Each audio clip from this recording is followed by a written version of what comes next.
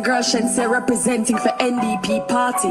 Hey, Dr. Friday, you know, say you will like. Hey, Russian! You are the best. Usually I'm indecisive, but NDP, you are. Hey, St. Vincent, it's your girl Shenyang. I am here. Make sure some sooner tonight at the rally. Big up Dr. Friday and the whole of NDP. Shenyang.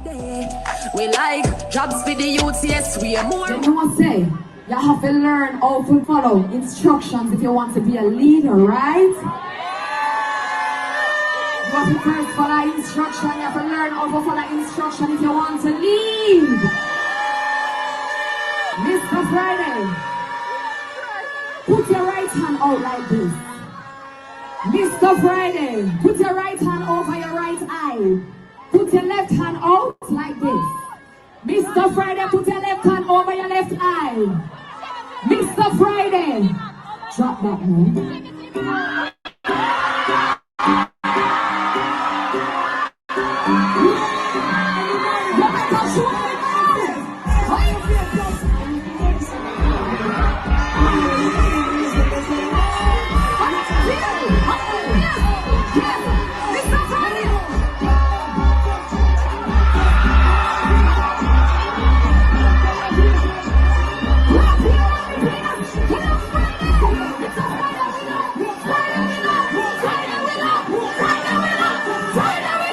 What's up, St. Vincent and Grenadines? This is Vibes Cartel, and it's been a while since we have spoken. But remember, we never forget the love and the care that you guys showed to me when I was there. And big up the general, the world boss, Mr. Gonsalves, for showing me that care as well. I owe a lot to St. Vincent and the Grenadines people. I'm here to come spread the message. Stay with greatness. This Thursday, November the 27th, stay with greatness. It's World Boss for World Boss. Hey guys, welcome to Carib 21 Network, and this is our Saturday Night Live. Saturdays, we come and we talk about the topics that were trending in the week, and this week there was no other topic that was trending as much as the election in St. Vincent and the Grenadines.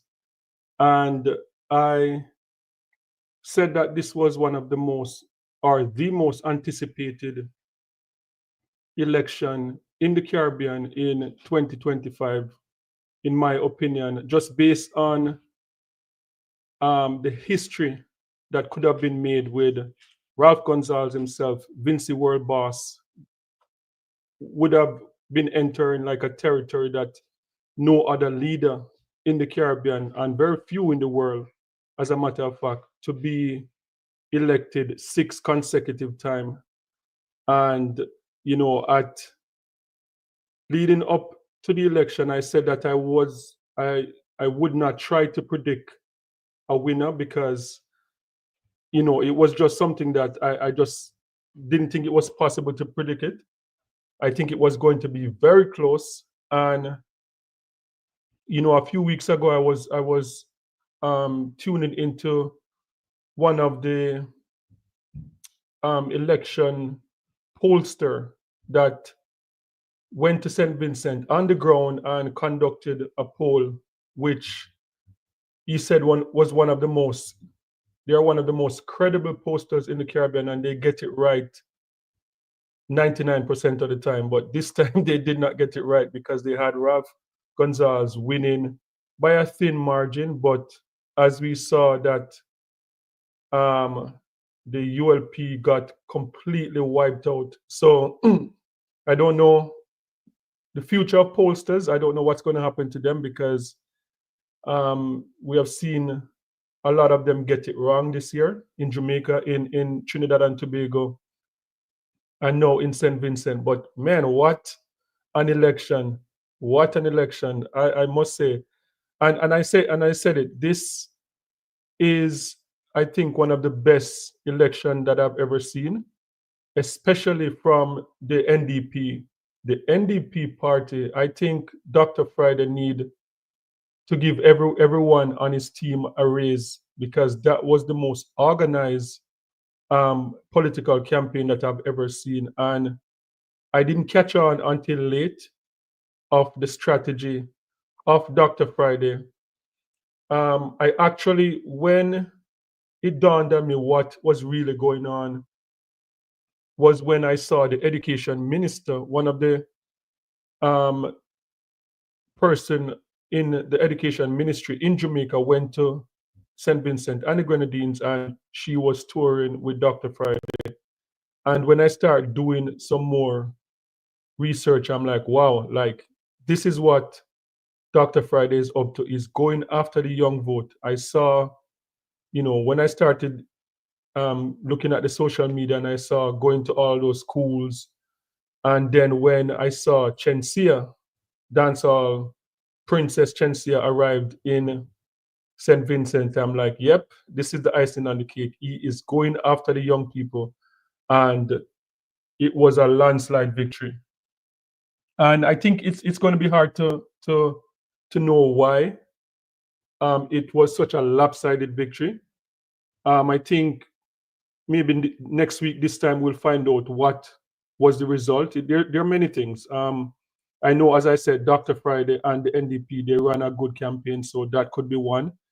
The young vote, I think we will find out how impactful that was in terms of this election. But this seemed to be more of like a referendum on Ralph Gonsalves, or it could be, like fatigue. 20 odd years, that's a long time. So I think people probably was just like, we need a change. Like a lot of people that went to the polling station to vote for the first time probably wasn't even born when Ralph Gonsalves took up office as Prime Minister of St. Vincent and the Grenadines for the first time. So yeah, this election was very interesting, and it was really trending across the Caribbean and across North America. The night we had at the end of the night, the election, we had like over 40,000 people that view that election, and so that was like amazing to see.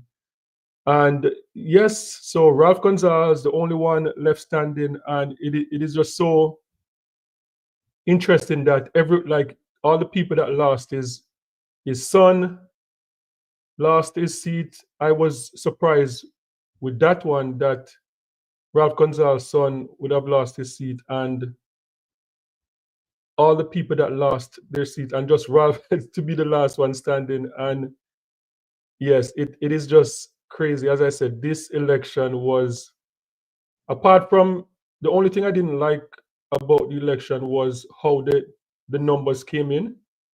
But apart from that, everything else about the election was festive. A lot of people don't like entertainers being involved in politics, and I kind of agree to a certain extent, because sometimes entertainers don't really know much about politics sometimes. But yeah, as I said, this one was this one was a nail biter. And when it was happening and the numbers were coming in, I'm like, Girl Shensia representing for yeah, this looks like it's not going to go the way that a lot of people predicted, and it didn't go the way. So Dr. Friday, let me cue up Dr. Friday coming out and thanking the people of SVG for the trust that you have placed in us. I know that there are lots of challenges ahead. We are reasonable people. We know what we can achieve and what we must work harder to get done. It is not about changing government. It's about changing our circumstances. To change our circumstances naturally, we must change a government that has failed to perform, and we are going to take on this task starting. Yes, so that was Dr. Friday himself. So the phone lines are going to be open, so if anyone wants to call in and give their opinion on why they think the election went this way, why, yeah, it was such a landslide victory. It's not even, it is crazy how lopsided this victory was. And the images, what I'm surprised about too, because, I very closely connected to St. Vincent and the Grenadines. Um, I was there a little bit over a year ago, and you get the impression that it's Ralph country. Apart from driving into Kingstown and you see the big signs with Ralph, Vincent World Boss, even though, they were vandalized, there are images of Ralph all over St. Vincent, coming into the airport, seeing the big image of Ralph at the airport also. And talking to, I would say, most Vincentian, well, not most, but a lot of Vincentian that I talk to, have a certain level of respect for Ralph.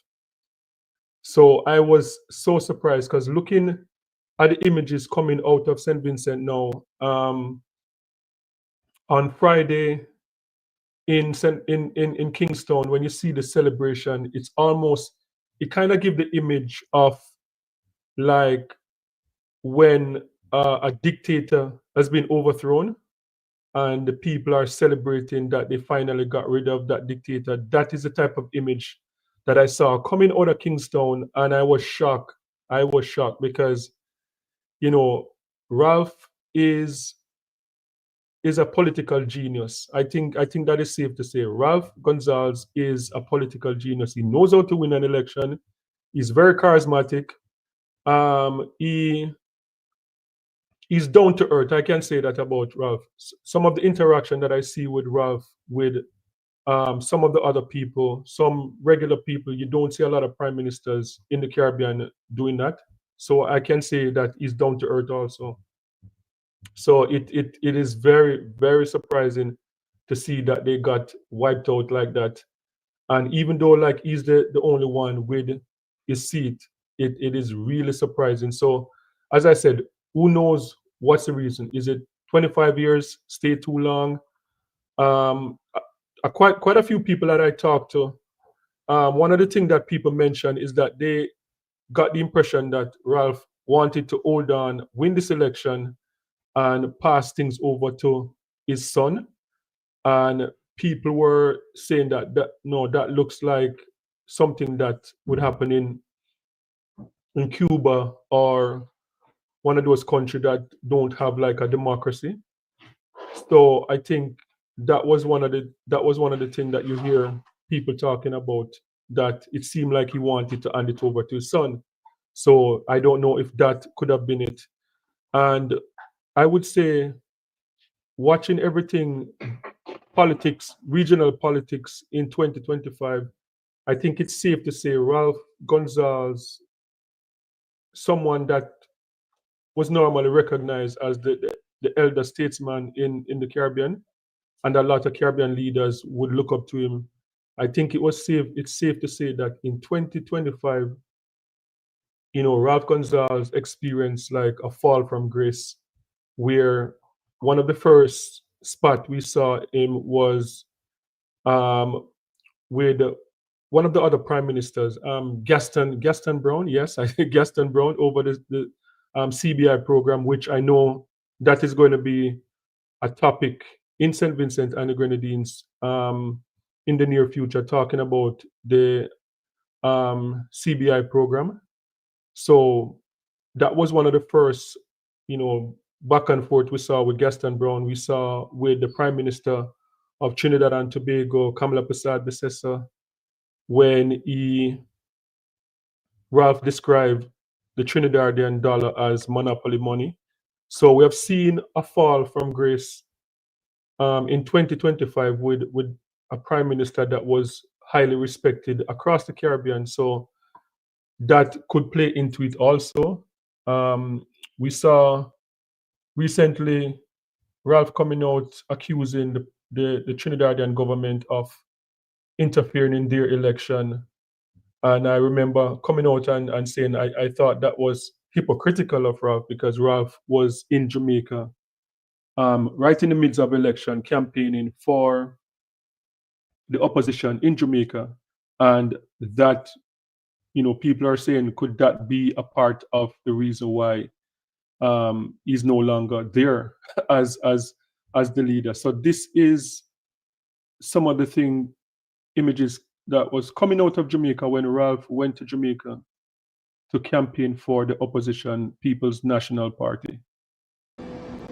With your leader, Comrade Mark, time come.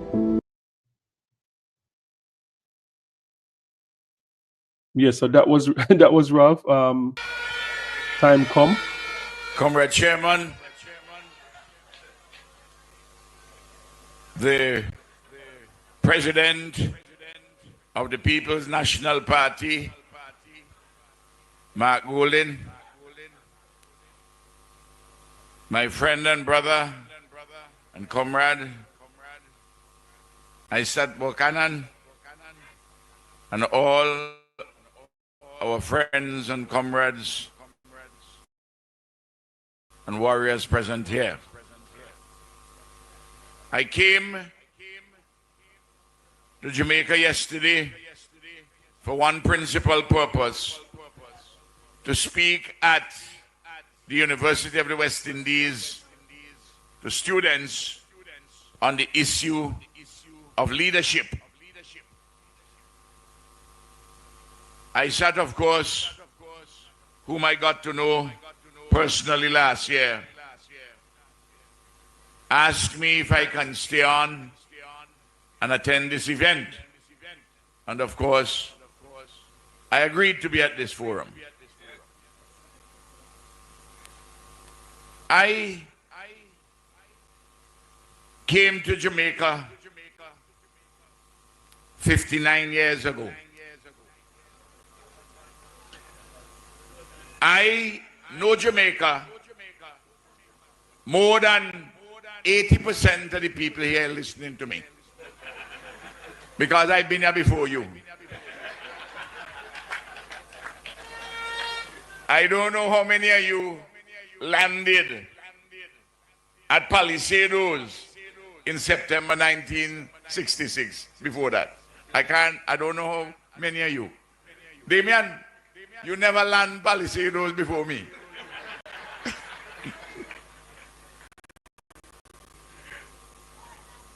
And I was a student at the University of the West Indies for 5 years, from 1966 to 1971, where I did a first degree and a graduate degree. And I went away and did a PhD and returned in 1974. Okay, so that was Ralph Gonsalves. That was what, 3-4 months ago, taking part in the general election in Jamaica. I think a lot of people, not just Ralph, but I think a lot of people thought that the opposition party would have won big time in Jamaica, but it didn't happen. And even in Jamaica, we see people celebrating that Ralph is gone from office, because a lot of people said that, he came to Jamaica to campaign against the Prime Minister of Jamaica. And a few months after, the Prime Minister was the chair of CARICOM. And I think you could see that there was some tension between those leaders. And that is why, I don't know how you feel about it. Let me know in the comment section. But should politicians in different Caribbean islands, is it ethical? Do you think it's okay to go to different islands and campaign for different political parties around the Caribbean? That is something that we have been seeing a lot this year. I know it's something because, especially in the West Indies, the two major parties in most of the islands, they pretty much align with parties in other spaces in the Caribbean. But what I don't like about it is that, Ralph Gonsalves consider himself to be a comrade, a student of Michael Manley, aligned with Venezuela, aligned with Cuba, aligned with like a Maurice Bishop type of visionary in Grenada. So you can see the alignment politically in the different islands. What I don't like about it, though, is that for CARICOM to work effectively, you can't have any type of bad blood with the different leaders because they're going to be pulling different direction. And you could clearly see that when the Prime Minister of Trinidad, Kamala Persad-Bissessar, when she won the election in Trinidad, you could clearly see that she was pulling in a different direction from what you'd see Dr. Keith Rowley, the type of relationship that they had with the Prime Minister of St. Vincent and the Grenadines. And you could see that the Prime Minister of St. Vincent and the Grenadines, Ralph, you could see that him and the Prime Minister of Jamaica, Dr. Andrew Holness, that their relationship wasn't that strong. I think the only exception within the Caribbean that I think is mature enough to have a relationship with everyone is Mia Mottley. Mia Mottley is the exception to that because she would be like a fellow comrade. But as we saw her in Jamaica earlier a few weeks ago, touring the most devastated areas in Jamaica and sending aid to Jamaica and stuff like that, and you see the kind of respect that her and the Prime Minister of Jamaica have for each other. But you can't say that about the other leaders. Most of them, it's just, and that is why I don't like the idea. I don't like the idea of the cross-border politics because it makes it more difficult for CARICOM to work. And that's just my opinion. I don't know how you feel about it, but that is just my opinion, that it makes it more difficult for leaders to work together. And that is why CARICOM, in terms of free movement of people, the Caribbean Court of Justice, all of these things that's been on the agenda for decades. We just saw free movement of people with four islands involved, and we just can't get much further than that because, and I think the politics have a lot to do with it also. And you know, I've been interacting with quite a few people since the election in St. Vincent and the Grenadines, and people are saying that this represents the yellow wave. What I say, yellow is the code. This represents the yellow wave, and we saw, as I said, in Trinidad and Tobago, we saw in Jamaica, and also St. Lucia. So this is what this is one of the minister from St. Lucia, and this is what he had to say about Ralph. St. Vincent elections would have anything to do with us. I mean, St. Vincent, you have a prime minister who had done 5 terms as prime minister. And anybody in their right thinking mind, in my view, having done 5 terms as a prime minister, would understand that he has outlived his usefulness, in my personal view that is, and that it was time to basically vacate the post, abdicate, go rest. But invariably, he thought otherwise, and so he put his popularity to the test, which, when you look at the last elections, the ULP, they won the majority of seats, but they lost the popular vote. So by that I mean, for those who want to understand, if 50 people voted, they actually won 20, and the other side won 30, but they won more seats. And so in a declining, in an environment... Yeah, I'm here in America. Hello? Yeah, how are you? I'm good, how are you? Well, I think I'm listening to your program right now on WhatsApp. Okay. Listen, I called. Yes. Listen, about this. But can I name the Prime Minister for doing that? Your voice? Yes, that's me. Yeah. But I called because I see your number on WhatsApp. I want to say something to you.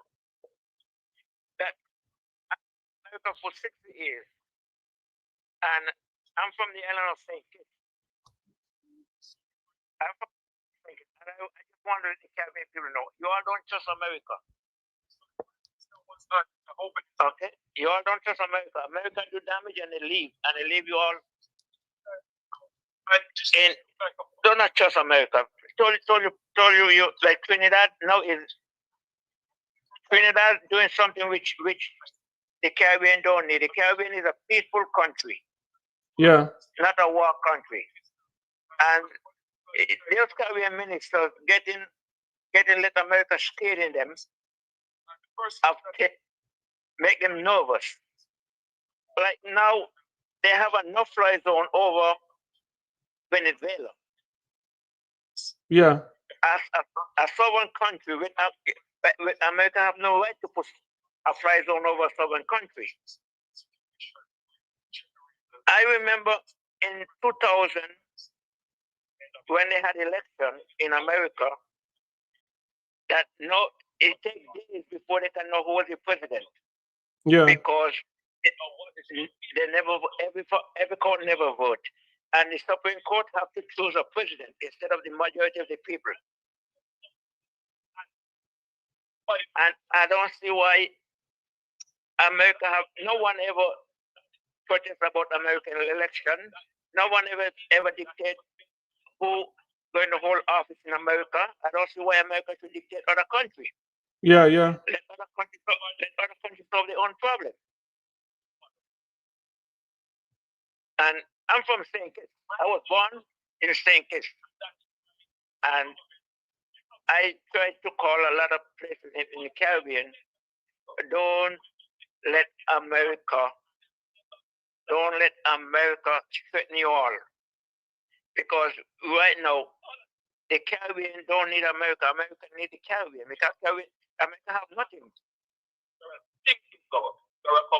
And the Caribbean can stand up on their own. Yeah. I'm so sorry for the Caribbean island. Right now, the Caribbean island is in a mess because of America. People cannot fly. Take for instance, people from Jamaica want to go to St. Kitts for vacation. They have to nervous or scared because there's no fly zone around the Caribbean. Yeah. That's what the Caribbean people want. That's what the Caribbean people looking for. Yeah. I really cannot understand it. I listen to your program every day. Right now, I'm listening to your program. Yeah. I think Washington. Yeah. But one of the things that America go around and dictate other country, and when they finish mess the country up, they leave. Which other country that America goes and leave is living? Okay, look about Iran. Iraq. Afghanistan. Yeah. Bunch of nonsense. Look how America going to destroy the country. And America don't help nobody. You know who helped? Country? China. China invested and helped. America don't do shit to the foreign country. They go and they suck their blood out and then they leave. Some of the things that. Okay. So I'm so nice to speak to you, man. I don't listen to your program. I'm gonna always calling you once in a while when I hear you and your program. Okay then. But I hope the Caribbean government. You know what is the best island in the Caribbean right now? Which one? Barbados. She got a prime minister. Is a monster. She don't stop to no bullshit. Okay. Yeah. All right. Thanks for calling. My name is Vincent, Ben. Okay then. All right. Thank you. Okay. You. Bye-bye. Yeah.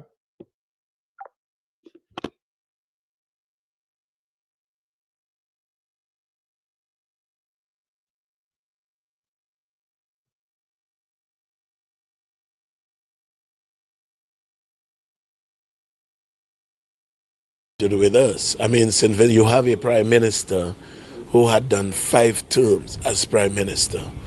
And anybody in their right thinking mind, in my view, having done 5 terms as a prime minister, would understand that he has outlived his usefulness, in my personal view that is, and that it was time to basically vacate the post, abdicate, go rest. But invariably, he thought otherwise, and so he put his popularity to the test. Which, when you look at the last elections, the ULP, they won the majority of seats, but they lost the popular vote.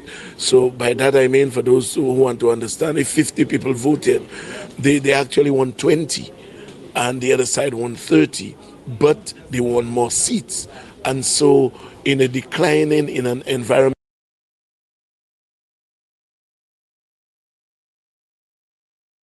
Calling from Grenada. You're calling from Grenada? Yeah. Okay. Can I go ahead? Yes, you can go ahead. Well, I just want to say the problem in the Caribbean is the politicians doesn't know when to out themselves. Yeah. Ralph been there for 25 years. No matter what he did, there comes a time when people will get fed up with you. And how much more you could do. The world is changing. Ralph is 70, late 70s. 79, yeah. He have to understand. Young people see things differently. Yeah. You can't tell the man about your Bila airport and tourists coming in and he out of work. Yeah. The road has been bad since he born. He's 24, 25 years now, and the condition of the road is still the same in the village. Yeah. You can't come to a guy now and telling him you need a next storm. Them guys have to know when to out themselves. And the question you raised about the artists and the other leaders coming and support the one another in the different countries, I'm totally against that. Yeah. CARICOM's supposed to be uniting the people of the Caribbean. They're supposed to have us, everybody looking in the same direction. And what it does when one minister, one prime minister gone to support the next guy in the next country, you divide the place, you polarize the people, you divide them. It's not adding value. Because as a leader, if you're doing what you're supposed to be doing and treating the people as you ought to be treating the people, you wouldn't get everything right. But Yeah. if you're treating the people the way they think you should be treating the people, you don't need somebody to come from a politician from another country to come in and assist you with your crap. No. And if you're looking for vote, what you do, you bring in all the cartel, you bring in all the people, you bring them on stage, and they get all the young people, because when you're young, you want to lime, you want to do everything. Yeah. But at the end of the day, when these guys and them go back, and they paying them hefty, when they go back to the country, is the youth better off in your country? They had a good show, they had a good night, they had a good time. But the question, are they better off after the election? And the question is no. So Caribbean politicians need to know when to hold themselves. Nobody will remember Ralph for all the good things he done over the years. Right now, he really had it wrong this time. Yeah. And he tried to push the boundaries too far. A listener speak with Ralph and if you don't vote for him, if you ain't voting for him to talk to him, and he's older than you, if he dead, to come to you, come on, that is not a man that is not a leader to emulate right now. And the guy was a good guy in the earlies. Yeah, But he stayed too long and I think he he's became a dictator. Yeah, I think he overstayed this time. He should have. Overstayed. Yeah, he was lucky enough to win the last election. I think he should have passed the baton to someone else, because even watching the campaign, like he was campaigning like how people used to campaign back in the 80s. Like young people in 2025 don't want handout, they want good jobs, right? And you have to tell me what you're doing, what you want yeah, to do, where I will fit in the community. I don't want a handout. I want to know, what is it, the atmosphere you're creating, so I could be employed. I could take care of myself. And the Yeah. politicians, and them, they tend to be only thinking about themselves after a while. And we really need in the Caribbean and CARICOM to really come up with a formula for this politician, and them they have to go, they overstay in the time. Yeah. And I just want to say before I go, I want to say congratulations to it's Friday. Friday, New yeah. guy? Yeah. Yeah, but I don't know if the youths and them understand what's going on. I'm listening and seeing all on CNN and BBC, they're talking about he win center right. I wonder if Caribbean people really understand this center right and this right wing. Yeah. What type of people these people are, you know. I hope this guy don't get tied up, you know. Because center right, anytime you start center right, you always go more right. So I know already he will be preaching a Trump agenda. The woman in Italy, the one in Argentina, guys, this century's right, them fellas and them talking. It never benefited no black country. So I don't understand where he going with that. So he have to only. What wholeness? What is state of Jamaica, man? I never realized Jamaica had so much poverty after see before and after Melissa. Yeah. And wholeness and them putting the Trump agenda. This guy have to be very careful. This one thing I applaud Ralph for, not selling passport. And CARICOM have to come up with a decision not sell out with passport to all these criminals and crooks. And that these guys are coming to invest, but the investment never trickle down to the people. Yeah, so that's the thing. Mr. Friday, you'll be very careful. Yeah, that's the thing I'm actually worried about with Friday, because he won the election the night, and early Friday morning I saw an article online about the CBI program already. So not even 24 hours, and I saw an article about the possibility and the potential of the CBI program for St. Vincent and the Grenadines. And that is what I'm worried about, because when you go to St. Vincent, when you go to Indian Bay, right in that area, there's right where Indian Bay Beach is, there's quite a few hotels there, small local owned hotels.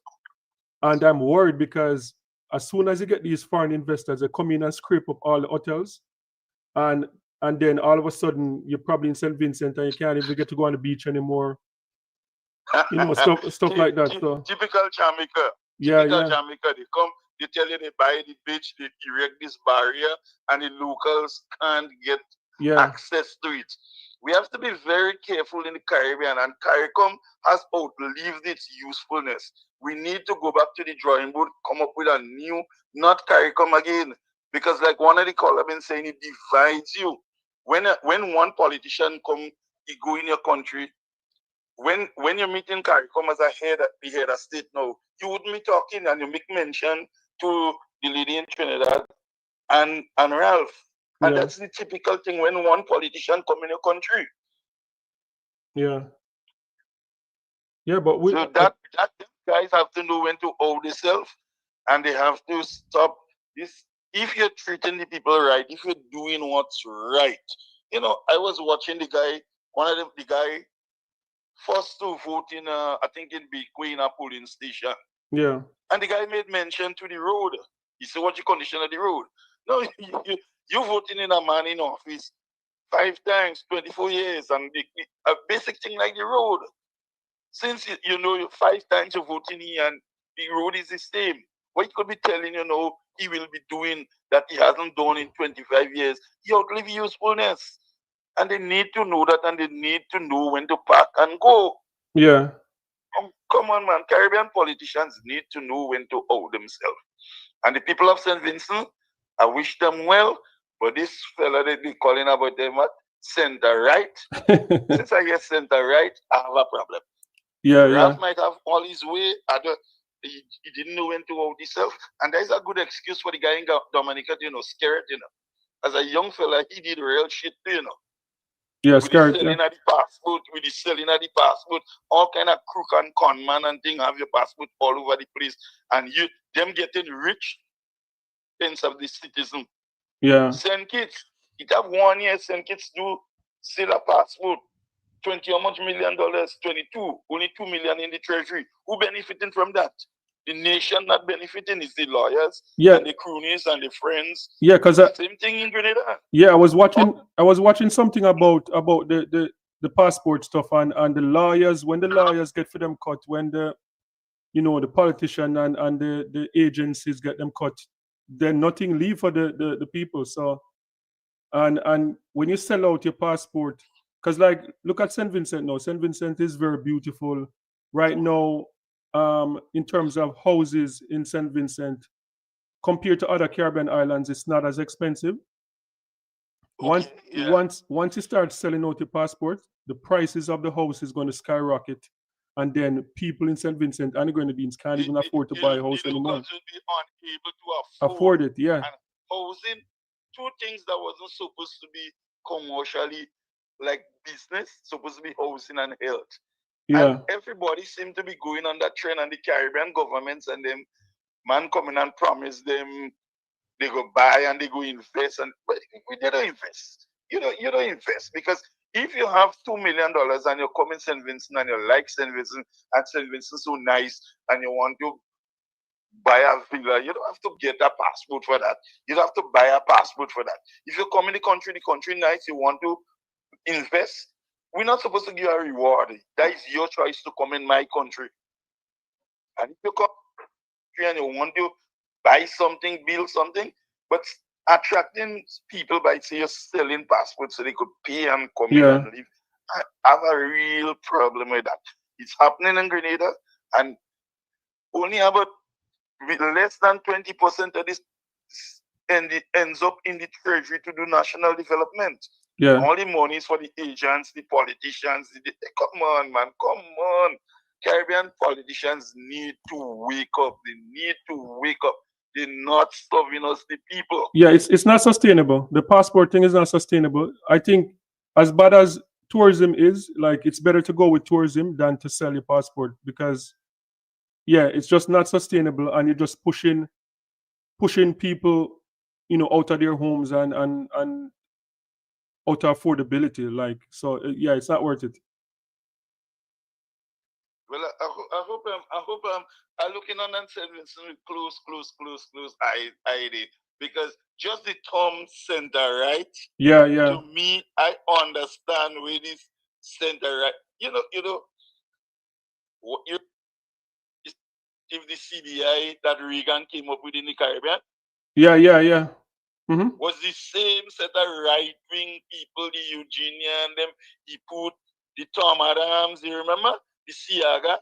Yeah, I remember. That is what slowly coming back in the Caribbean. Did the Caribbean benefit from the CBI? Nothing. Well, I think couldn't divide us. I think Jamaica and Trinidad benefit the most from it. Well, yes, because they always two in line. Right now, Holness and the girl in Trinidad two in line. Yeah. So if this guy go to join them and start a two line again, I tell you, my God, what will happen to us? We need some people in the Caribbean like Mia to stand up and the young guy in Grenada. But do you think he's trying his best? Yeah, but do you think, because the thing is, like with Mia Motley and Deacon Mitchell now, they are the only two you would say comrades that's left in the Caribbean right now. Do you think that they're going to eventually push them out? Because I know Deacon is under pressure right now because of the military thing in Grenada. Yeah, well, Deacon from the US too, but Deacon understand, and I don't think that will push out Deacon. Deacon, the population in Grenada is behind Deacon. For Kit Mitchell expired, just like Ralph, even worse than Ralph. He expired. Them just pushing an agenda for the US, but they expire. Deacon ain't going nowhere. The young guy in Nevis, that is the people we have to look forward to in the Caribbean. The guy in Dominica, time for it to go to. So you think Deacon after the other. You think Deacon Mitchell and Mia Motley is safe? Yeah, man, them safe. Them safe. The only how to get rid of Mia and Deacon right now America have to come with Trump have to come up with a lot of underhand but just leave it up to them to run the country. They're very safe. But I know the odds are against them because in terms of the right wing agenda, them guys trying to make back in the Caribbean. Yeah, because because Mia is kind of facing some pressure now, though, because crime is going up in Barbados. We're seeing levels like we have never seen before, so people are pressuring her for that. And even when I interact with people in Barbados, I hear people a lot saying that they think that Mia Mottley cares too much about the world, and she should reserve back some of that care for Barbados. Yeah, that is what a lot of people say. Like, she's always out there. A lot of people say it. Yeah, she said she's always out there fighting for like the Palestinian people, fighting for Haiti and Cuba, but prices are because I think I saw something this week. They said Barbados is the 5th most expensive cost of living in the world. I don't know how true that is, but I saw someone from Barbados saying it too. So no. Well, you see, when you do the per capita, the population versus the price of things. But what? Remember, do watch that thread. This tariff, them guys and them just put on you there. What Trump and them do with this tariff, it must hurt you. It must hurt you. The World Bank, the IMF. We have this African politics in the Caribbean. We go to the World Bank, we go to the IMF. Them giving France and them loan at 2%. And when you go to them, the Caribbean that really need help, that really need help, you'll get loan at 10 and 12%. Come on. And then the disasters like the climate change, the hurricane, we ain't doing nothing to impact this big thing on the climate, But we bearing the brunt of that. And Mia understand that, and she preaching it to the world. So sometimes we might find she out there too much and she not taking care of things at home. Yeah. And remember, when them guys and them ready for you, they will do things in your country to make you look bad. Like the CIA playbook right through, Yeah. To create problem, create an environment that the environment it furnishes crime. Look at Trinidad, what's the crime in Trinidad? And then so if Barbados has started, the crime level in Barbados start to go, like everybody have the things but me I can't handle because the crime is escalating. But crime is escalating everywhere. And the crime is escalating because of social injustices. Yeah. And if we try to fix the social injustice, if a man have a work to go to every day, you have few of them will go rob, but he will concentrate on going to work rather than robbing you. Yeah. And that is where we need to go in the Caribbean. But with politicians and them staying too long, they overstay the hand, they get arrogant, they feel them. Yeah, can't name you calling a man. St. Vincent World Boss. Something wrong with that? Something is wrong with that. Yeah, but you know, but you know, a man calling but you know what? When I was in St. Vincent, we were in the airport, the departure lounge, and there's like 2 guys walking around the airport, and we saw the pictures of I think it was Chavez, Castro, and what's his name from Trinidad and Tobago, the past Prime Minister of Trinidad and Tobago. We saw in the airport, and the men look at the signs and look at each other, and they say, like, why is there so much dictator on the wall? Yeah, so that was funny. You feel always turn you see Kim.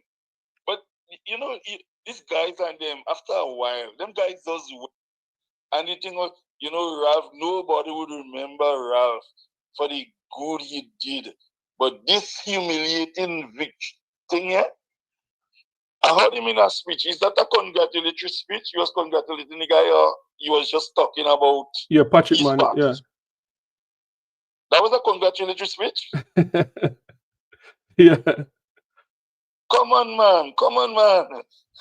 Yeah, so Patrick Manning was the other. Patrick Manning was what, 25 years he spent? I think Patrick Manning still a long time. Yeah, I think it was 25 years. So he was one of him and Michael Manley and Fidel Castro and Maurice Bishop. Yeah. So Ralph is out of that school. All right. So nice talking to you. I'll give somebody an opportunity. All right, so I stay in touch. I follow in all you. Okay then. All right, thanks. All right. Take care.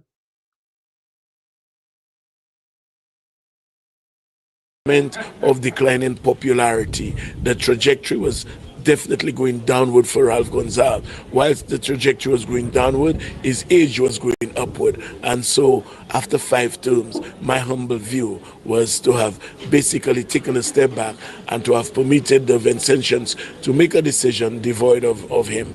But that is how it has worked out. But that has absolutely nothing to do with St. Lucia. Yeah, so that's a politician from St. Lucia, and apparently they're saying like St. Lucia went yellow too. So the word around the Caribbean is, yep, yellow is really the code. Say like, Trinidad is yellow, Jamaica is yellow, no, St. Lucia yellow, and St. Vincent. So that's why you hear me asking about Mia Motley and Dickon Mitchell, because they seem to be the two that's left. And as I said, this is why I don't like this type of politics. I believe that if you are in your island, stay in there and campaign. Do not allow any foreign government to come and campaign for you. Like, to me, that is like political interference. And I don't think it obviously didn't work, because when Ralph went to Jamaica and campaigned, they lost. And when Ralph had like Vibes Cartel, Beanie Man, so much different entertainers that affiliated with the People's National Party campaigning on his behalf, and he lost big time. So yeah, I don't like it. I think in order for CARICOM to be successful and for us to get full free movement of people, Caribbean Court of Justice and all of that, then I think this thing have to stop. And I know the Prime Minister of Trinidad and Tobago said that she spoke out against it the other day. I don't know if she really means it or she's just saying it, but yeah, hopefully, the people in the Caribbean will just rise up and say, look, if you're in St. Vincent and the Grenadines, you are the politician there. We don't want you to go to Barbados or to Grenada or Guyana or wherever to go campaign. Stay in your country, campaign, serve your people in your country, and leave other people politics alone. But that is just my opinion. I just don't think it's right. I think, I really believe that CARICOM, it's in the best interest for CARICOM to work for us, because we see what's happening in America with the food prices, and whenever food prices go up in America, it goes up even more in the Caribbean. Whenever they have food in America that is poisoning people, the same thing, we get the same cereal from America, we get the same the fact that we're getting fruits and stuff like that from America now is not good. So I believe that the CARICOM need to work for that reason. But yeah, I think we're still going to be trying to find out weeks after, like, how did this happen? Why did Ralph experience such a flagging in this election? It's not even like they retain some seat, like 5 seats or whatever. No, 1 seat. Persons talk about color, but color means absolutely nothing. The policies and the policies that are rolled out, the economy, and how well the country is doing as a nation is what matters when one has to cast their ballots. Good night. Can I speak? Yes, you can go ahead. Hey, good night. I'm just tuning into your show for the first time. Okay, thanks for coming.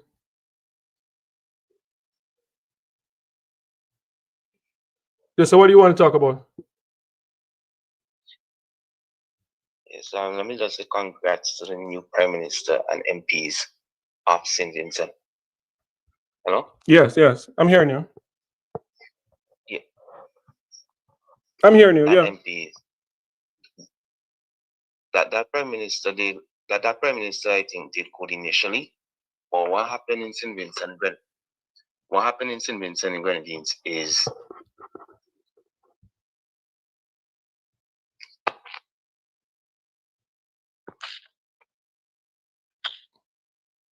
You're kind of in and out. yeah, what happened in St. Vincent and Grenadines is they did good initially, but nepotism I think destroyed SVG. Yeah. Yeah, you hear me? Yeah, I'm hearing you. Yeah. In what way you think nepotism destroyed them? Okay, so what I'm saying, right? That prime minister I think did good initially, but nepotism destroyed St. Vincent and Grenadines. In what way? That PM, I think, led through manipulation. Bosses don't know the history of actually Unity Labour Party. It came from an era where it had Labour Party and Mr. Gonsalves was the leader of Movement for National Unity. Yeah. What happened, and so the parties came to the join together, and he became the leader of the Unity Labour Party. On the topic of people involving in people's political, I don't think no political party should be in power for such a long time. These small islands, I think, you know, even if the party is in power, the leader himself should not be in power for such a long time. I think he would have did good initially, but after a while, he run out of ideas. And as the previous caller said, they treat people as if to say, okay, then it's their private property. You know, I hear you say you drive around St. Vincent and the Grenadines and you're going to see billboards with a leader that said world boss. You don't see these things in these Caribbean countries. After election finish, these things should be removed. Yeah. You know, we could speak on the CBI initiative, but I think small islands need investors. But again, it's up for discussion. I think people should know weigh the pros and the cons. But however it is, it should benefit the people of whichever nation. Yeah, but the way it is going, it don't seem like it's of much benefit to people. And the thing, I think the way they are doing it, the CBI program is not beneficial, because I spoke about it. You know, I was one of the first person talking about it earlier this year in January, because I followed this African YouTuber that got a passport in St. Kitts and Nevis, and he was able to get the passport without moving to St. Kitts and Nevis. He just purchased a passport for $100 and something thousand. And I don't believe that really benefit the people in the Caribbean as much. I don't have a problem with like a millionaire or a billionaire coming in and getting it and investing, starting companies.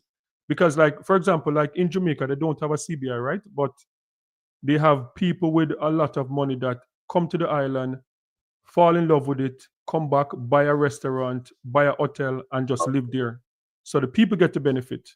But when you just buy the passport just because the passport is valuable and you can go back to your country, I don't think it benefits the Caribbean.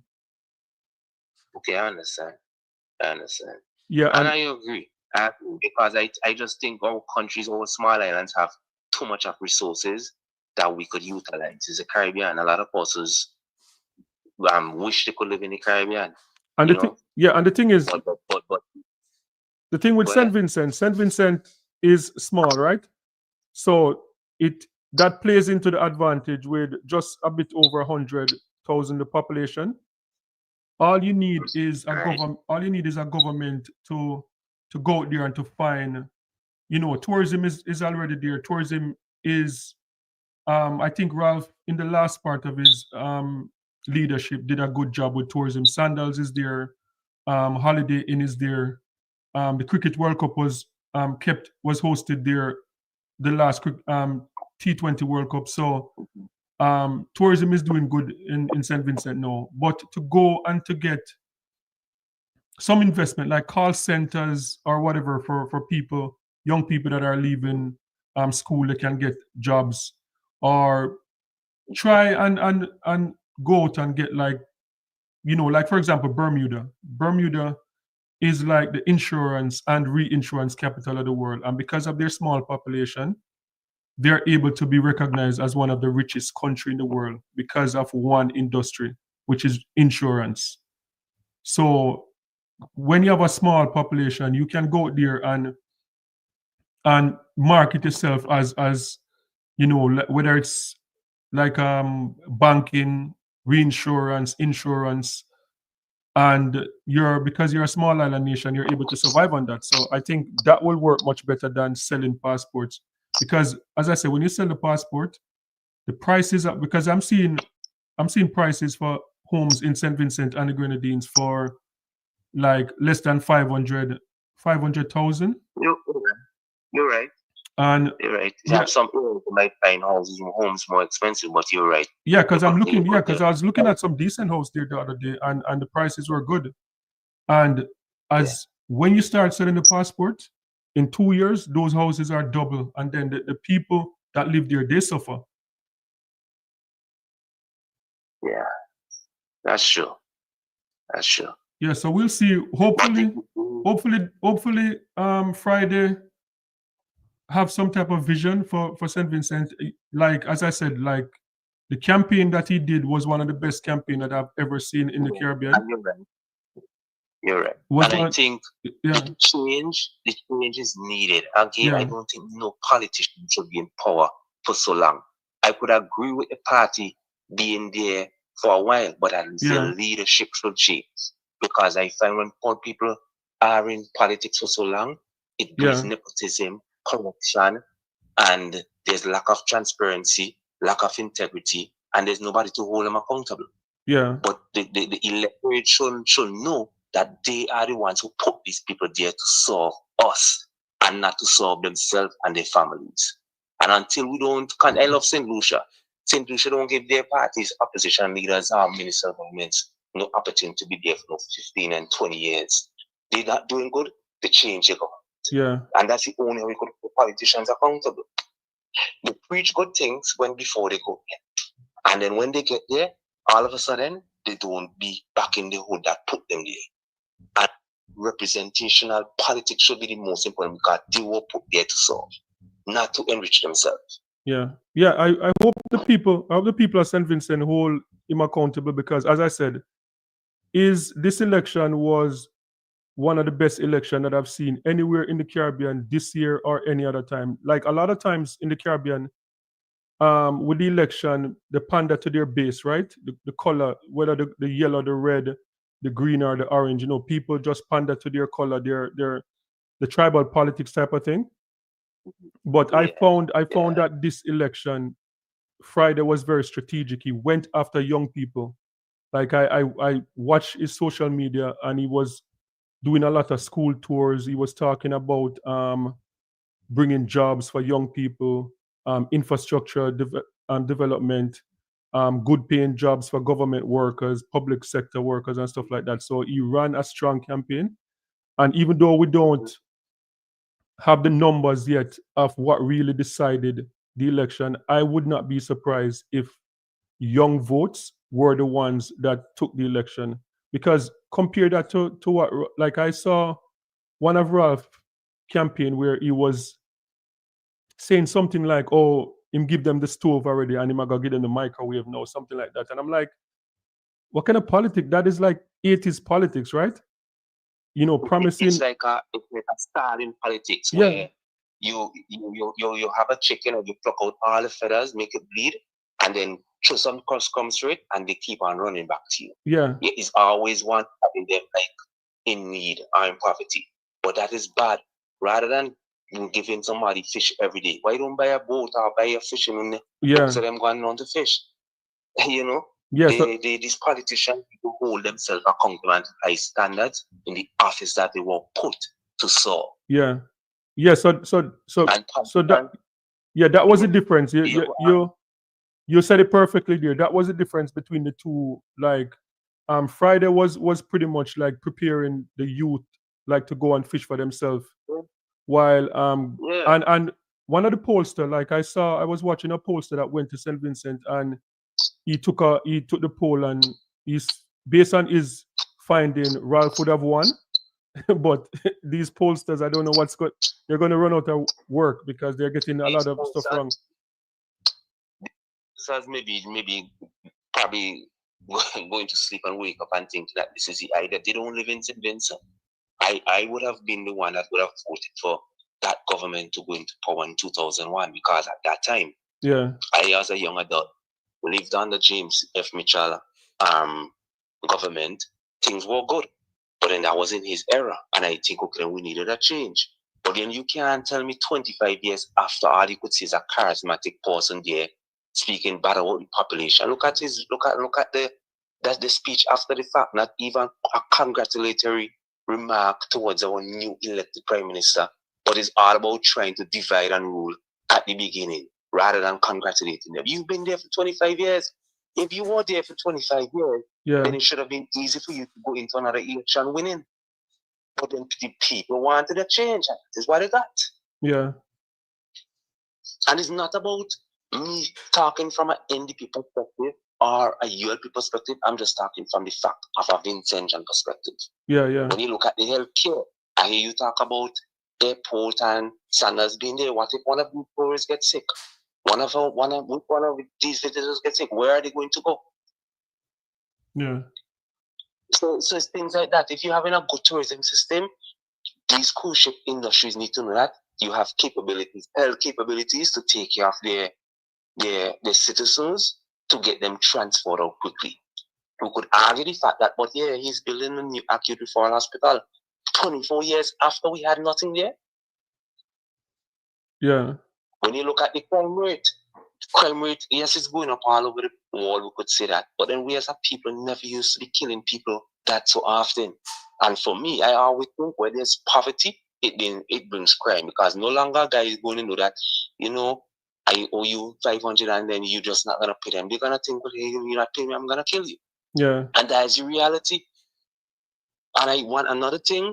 I do not think that politicians should be interfering in other people's suffering affairs. You're a Jamaican. Yeah. Don't come to campaign because you're not living there. You're not investing in Jamaica. Like Rav, you cannot go into Jamaica and want to talk on behalf of the Jamaican people. Yeah. You can't be thinking about wanting to divide countries. When you do that now, for example, what kind of relationship is he expecting Dr. Friday now to have with the other ministers in the Caribbean because of his divisive politics? Yeah, that's why I don't like it. Yeah, it's not good, because I saw when the Prime Minister of Jamaica took over CARICOM, I saw a difference in how the relationship with Gonsalves as opposed to when it was Dickon Mitchell and Mia Motley. When it was Dickon Mitchell, like Ralph was like, they're all chummy, but when it was Andrew Holness in Jamaica, no, it's almost like a tension was there. So it's not good. And he was one. The CARICOM, the OEC should be talking with one common voice. Yeah. For the people of the Caribbean. But then when you divide in a country for your, it's just not good. But that speech that he did was aimed at continue dividing the country rather than uniting the people. But what's funny about that too, with his speech, I heard someone in Trinidad called out Dr. Keith Raleigh for his speech. Because his speech, he was congratulating the people of St. Vincent, and he was telling them how great a leader Ralph was and is and stuff like that. But he didn't really, he took about 90% of his comment to talk about Ralph, and then barely throw in congratulations to the new prime minister. so people in Trinidad calling out that too. The divided set of politicians who just, because as I say, most of them want to extend, and then the people are getting wiser because 24 years ago, a young adult would have not been born, or maybe on a breastfeed. But then they would have grown up through a system and realized, okay, the road's not being fixed. I have to go to your office or go to one of your minister's offices. I have to get a job. you know, there's a lot of things that they did that just get swept under the rug. And as again, every rope has its end, and this is their end. This is their end, and hope you cry. Is it you don't want that cry to fall on you? None at all. And I'm not calm because I'm suffering. I'm a Vincent. I'm not suffering, but I'm thinking about people who reach out to me on a regular basis and saying that, oh, I need this, I need that, I need medication, I need that. It's just bad. St. Vincent is one of the most beautiful countries in the world. Yeah, it's very beautiful. Me having traveled, yeah. And why can't you know the amount of resources that we have? Everybody looking at living at a somewhat decent standard of living. You understand? Yeah. You know, you can't you spending all this money on unnecessary things that doesn't benefit Vincentians, and people still living in St. Vincent having outside toilet facilities. Yeah. In this day and age. So I think the people of St. Vincent did the right choice. As again, it's not me talking from my NDP or real perspective. I'm talking from Vincentian perspective who visits there frequently, lives there, have family there, have resources there, and feels it when you go home because of the handouts that people are looking for. And again, too, Vincentian need to emancipate themselves from mental slavery and stop looking for governments to do everything. They need to get up and, as JFK said, ask not what your country could do for you, but what you could do for your country to lift your country up. And hold these politicians accountable when we put them in office. And if they're not doing what they're supposed to do like the Lucians, move them out. They put another set, they're not doing again, move them out. Don't get them too comfortable. They are there to serve us as Vincentians. Yeah. Yeah, the only thing I'm worried about. Program, congratulate them and the ministers after Friday. They did an excellent campaign. Yeah. And let's just pray for the best of things. And if they're not performing, I don't expect them to perform within 5 years, to be honest, because we don't know what the last system left for them. Yeah. But they should be showing some sort of committed promises within 6 years, 7, 8 years, 9 years, 10 years. And if the people feel that okay, they're doing good, give them another chance. And if they're not doing good again, move them out.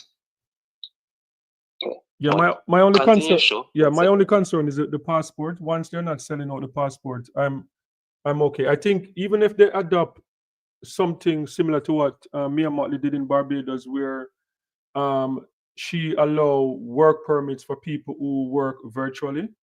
Like if you want to come to Barbados and you work with a tech company, like you get like a 1 year work permit, renewable work permit. Yes. So knowing that like those people will come in and they'll be renting places, they'll be, you know, utilizing restaurants, supermarkets, stuff like that. They're living there because some people live in like cold Canada or, you know, America or whatever, and they want a tropical place and they work virtually. So that was a good thing from Barbados. If they adopt something like that, then that would be good because it's no long-term commitment, right? And I heard a lot about the CBI all the time, and it's not until you explain it in that light that I could concur with what you're actually saying. I never looked at it that way.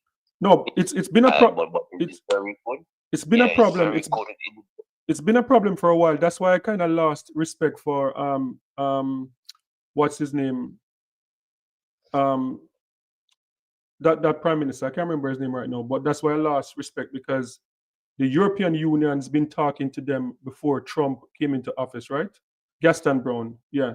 That's why I lost some respect for them because the European Union, I saw an article about it almost 2 years ago. That was before Trump came in office. And the European Union was warning them about some of the malpractice with the program and was telling them to tighten up the program. Like some of the things like people buying it because the person I was telling you about bought the passport, never set foot in St. Kitts and Nevis until about a year after he bought the passport, and then he just went there one time, and now he has a St. Kitts and Nevis passport flying all over the world, and he's not living in St. Kitts and Nevis. So that's a problem I'm having with it, yeah. Live in the country. If you want the passport, live in the country. Live and invest in the country so that at least it creates an employment and generate income. Yeah.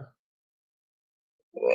All right. And you're right. You're right. I understand fully Yeah. what you're saying, and because at the end of the day, even if it's Jamaica, Trinidad, and then so we are all one Caribbean people. Yeah, I yeah. have a lot of good friends with Jamaicans. I have a lot of friends with Grenadians. We are all one Caribbean people. And politicians need to know put them there is not to divide the country and divide the Caribbean region. Because I was having good relations. Okay. All right. Thanks for calling. It was a good campaign, and as again, I like the fact that then you actually tuning into, as I hear you say you visit there before, you tune into SVG policies and highlight issues.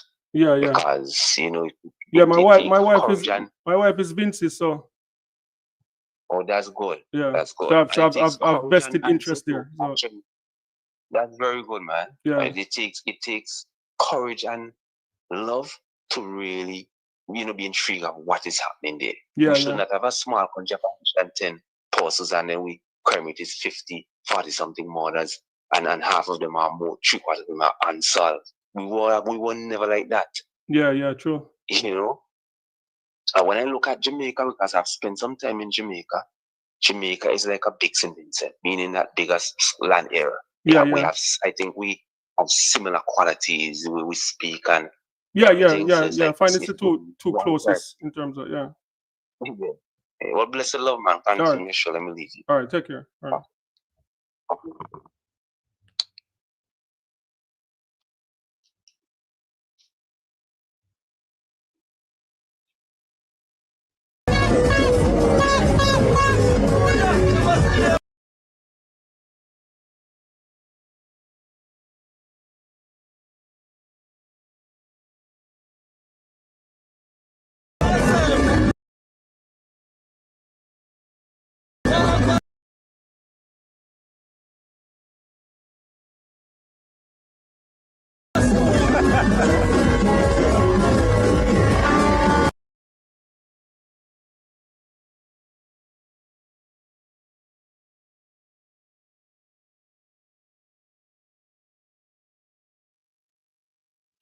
Yes, so those were some of the images that we saw coming out of St. Vincent and the Grenadines with people partying in the street. So it just, this was unbelievable for me because I didn't think that, I thought Ralph was more popular than that, but I guess he overstayed his time. So, so that is it. We stayed a little bit longer than we normally stay. So I'm going to wrap it up and thank you for everyone that checked in. And we will continue to follow what is going on in St. Vincent and the Grenadines and to pretty much hold Dr. Friday. Yeah, because as I said, Dr. Friday did a good campaign, but now it's time to govern. So the first thing I'll be looking out for is I'm just not about this CBI program. I'm just not about it because I know how it can damage the quality of life for people in the Caribbean islands. And I just don't think it's fair, especially when you invite people from other countries who probably have better source of income in their countries and they're able to just come. Like if you are in America and you sell your house in America for like $1 million US, you can just come to St. Vincent and buy anything you want. And then you're pushing locals. It's not like if it's okay if it's one or two people, but when people start coming in high numbers, then you have like Vincentians, they're going to be left with either homeless or have to rent and all of that stuff, mortgage more expensive. So I'm just not for the program like that, but we'll just watch and see if they are going to go ahead with that program, because I know that was one of the things that Ralph warned about, saying that one of the big CBI companies wanted him out because they know that the NDP would sell passports if they get the chance to. So that is just something that we have to continue watching. So guys, as I said, that is it. I'm going to leave it here for tonight. Thank you for tuning in. And hopefully we'll see what goes on this week, and maybe we can continue on the topic with St. Vincent and the Grenadines next week. So thanks again for watching, and have a wonderful night.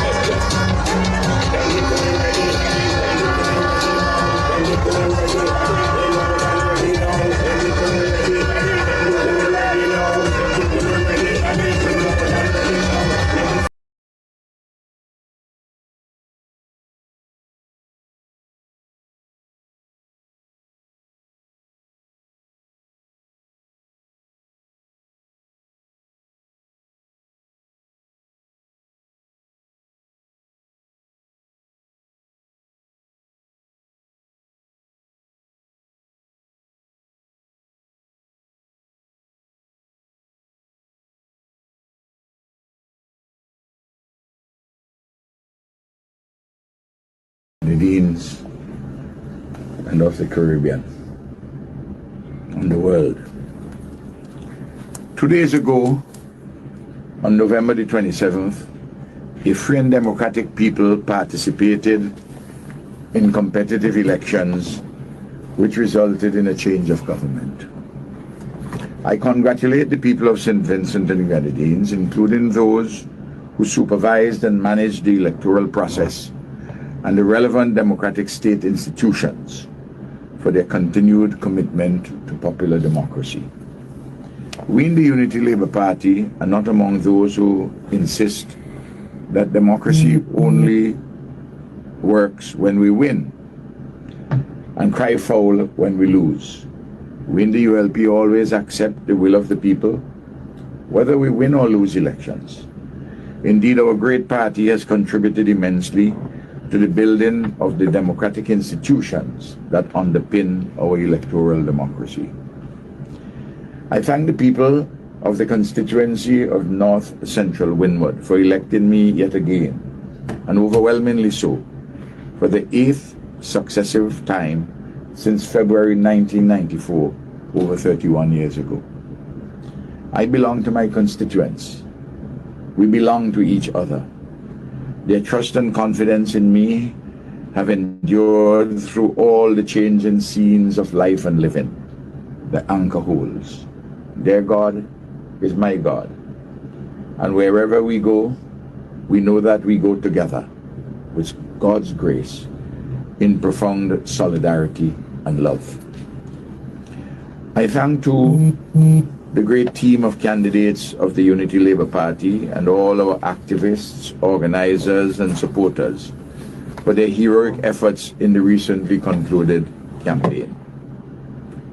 Some of these defeated candidates will no doubt return to the electorate again, but others are unlikely to. Time and circumstances will so determine. Even at this difficult time for my country, my party, and me, I yet again reaffirm from the depths of my unconquerable soul and the determined spirit of my being, my deep and enduring love for my constituents and all the people of St. Vincent and the Grenadines. I repeat,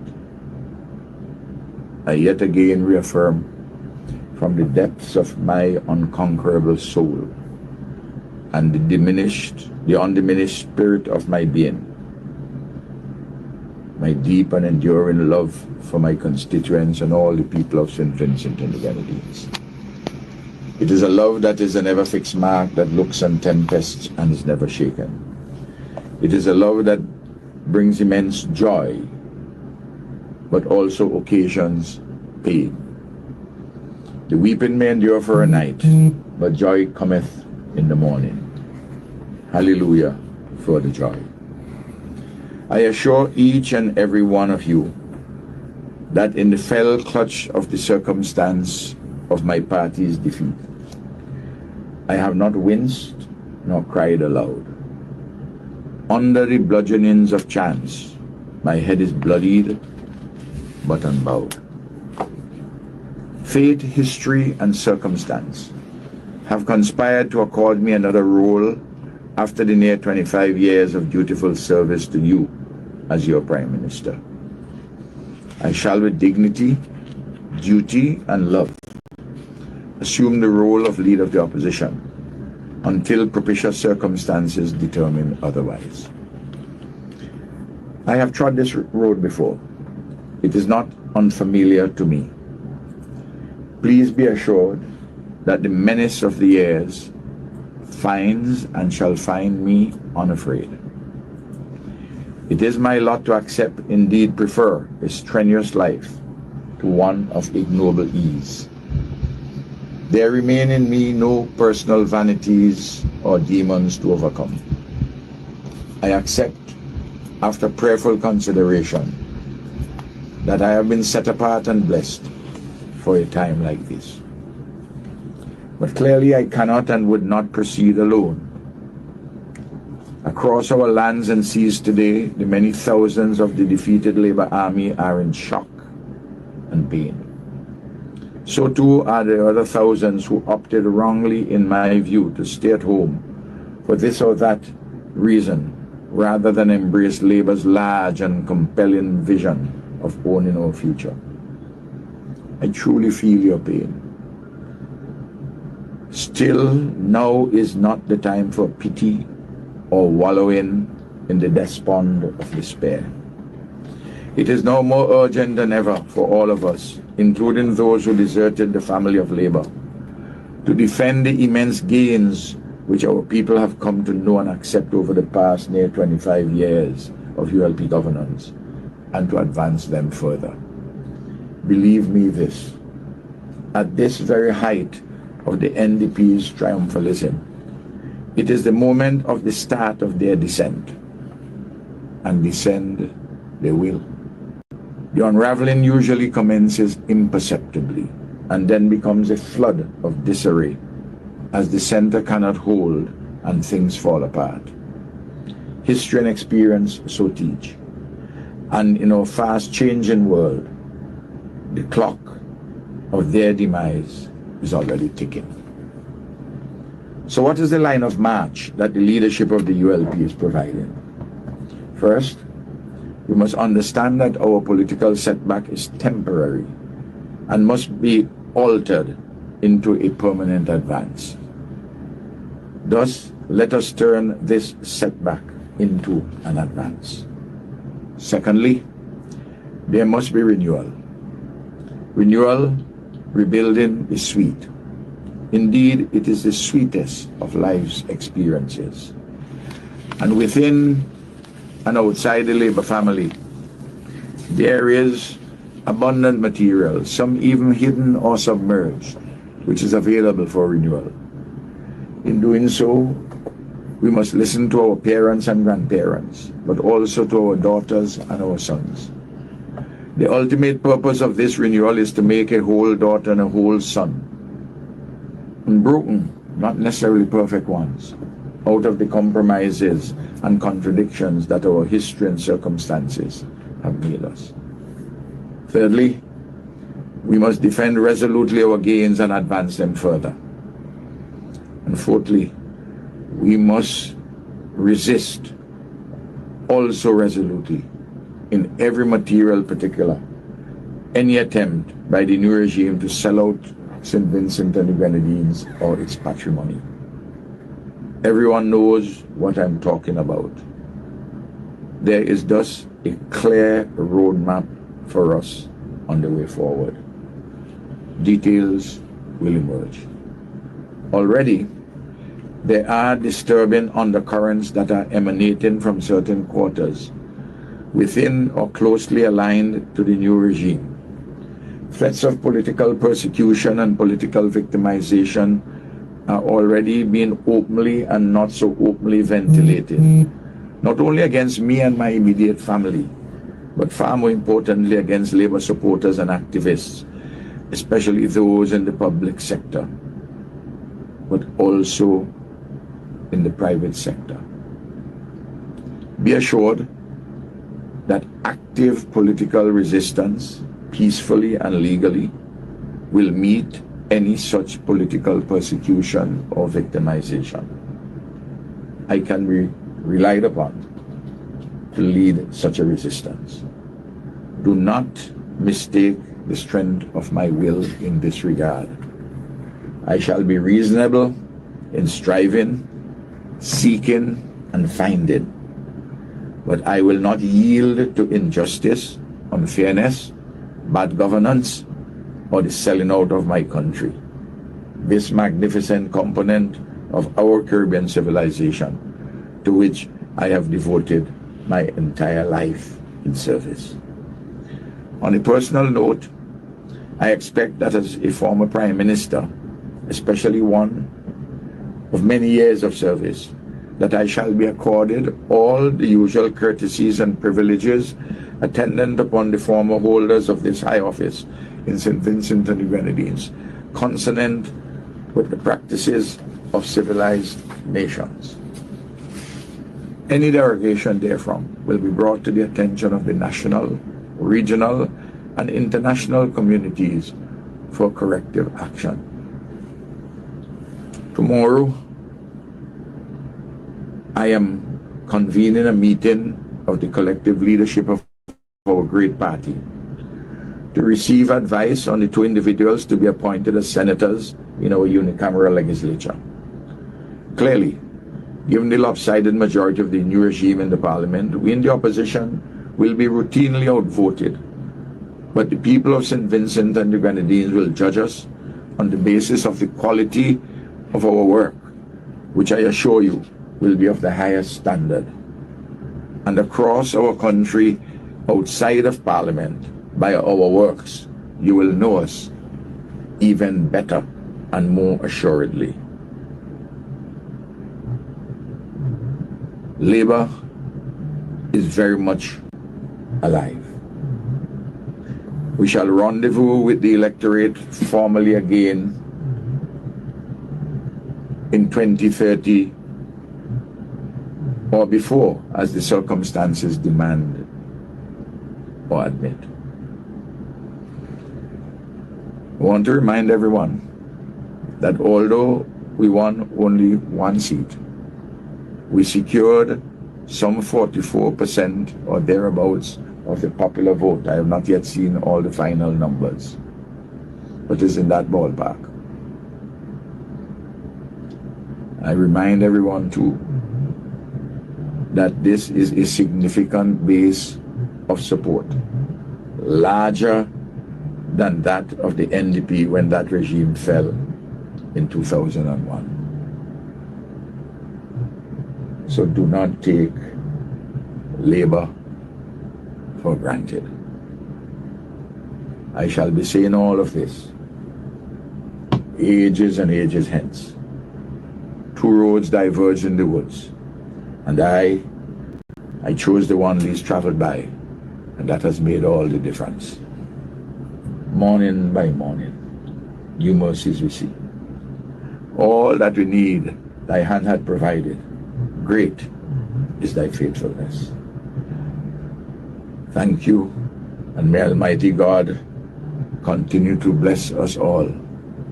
Be safe, be firm, be resolute, be patriotic, be loving, until we meet again, in voice or in person. Thank you again.